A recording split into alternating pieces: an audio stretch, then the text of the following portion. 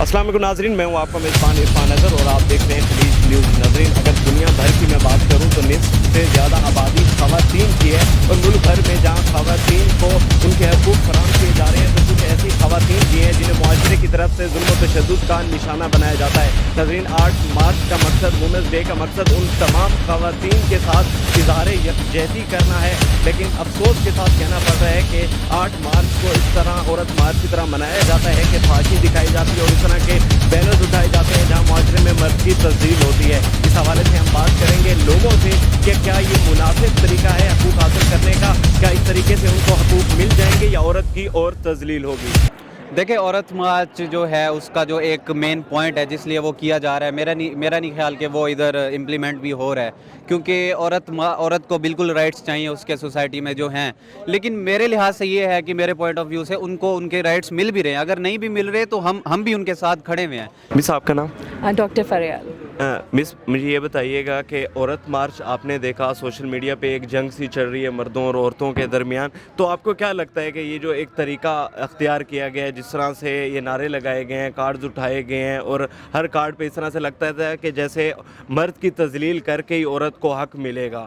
देखिए बेटा, to be honest, मैं काफ़ी बिजी होती हूँ तो इतनी खराफात को फॉलो नहीं करती। मेरी मेंटल पीस की बेसिक वजह यह है कि मैं सोशल मीडिया को और न्यूज़ को फॉलो नहीं करती। बट मेरा पॉइंट ऑफ व्यू थोड़ा डिफरेंट है कि हमें लॉजिकली देखना चाहिए। अगर औरत मार्च की बात, आप राइट्स की मार्च करते हैं, तो जस्ट बिकॉज कि अगर ख़वातीन बहुत ओपन होकर बात करती हैं अपने उसके, तो आप उसको इक्वेट रिलीजन से नहीं कर सकते। तो हम हर चीज़ में रिलीजन और कल्चर को जब मिक्स करते हैं तो फिर यही होगा जो अभी एक आप तूफ़ान बदतमीज़ी मीडिया में देख रहे हैं कि ख़वातीन की तरफ से, फिर मर्द हजरात की तरफ से।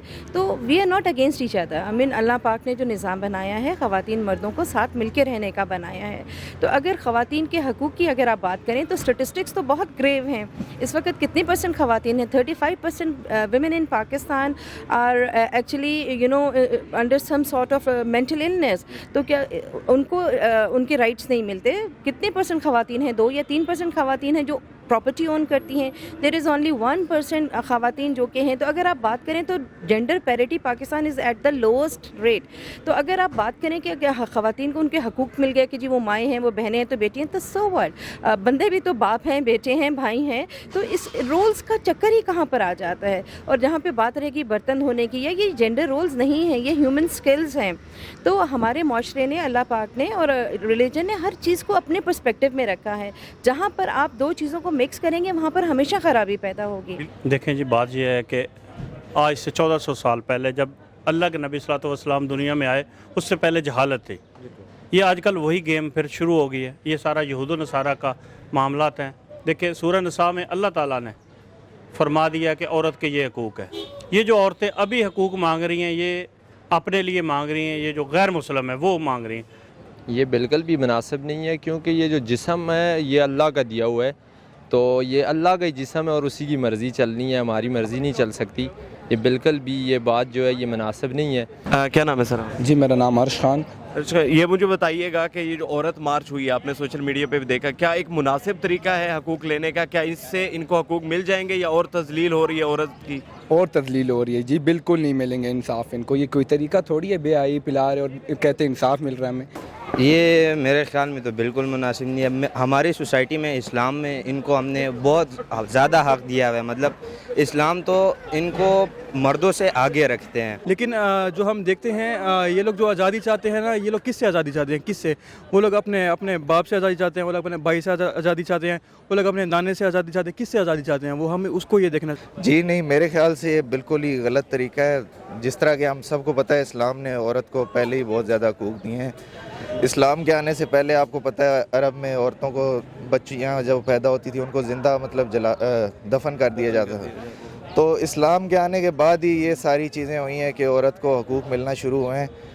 हमारा इस्लाम आने से पहले ये देख लें और इस्लाम के बाद देख लें, जो इस्लाम ने हकूक़ दिए हैं वो बहुत अच्छे हकूक़ हैं।